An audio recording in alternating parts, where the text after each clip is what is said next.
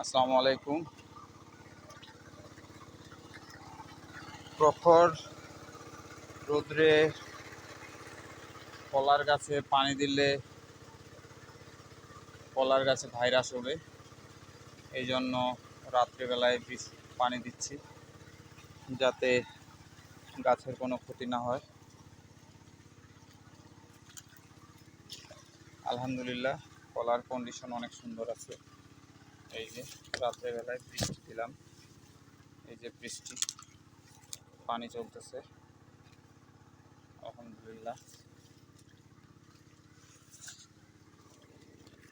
Machine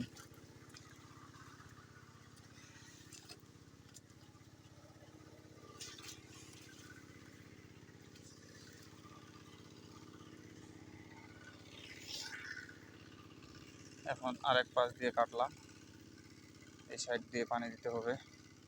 এই একটা সিঁড়ি, অন্য পাশ দিয়ে।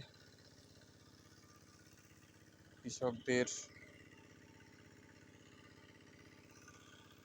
পরিশ্রম না করলে কৃষকরা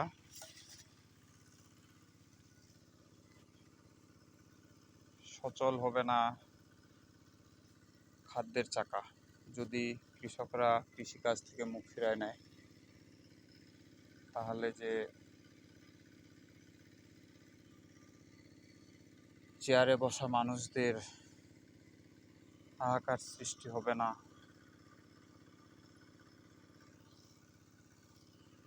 কেউ বলতে পারবে না।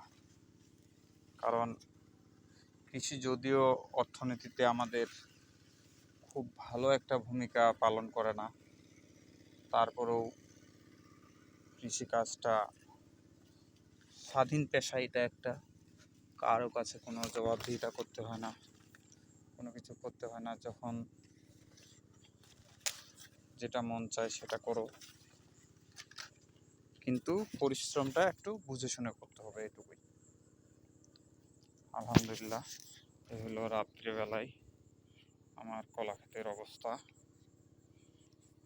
রাত্রিবেলায় বৃষ্টি দিলাম,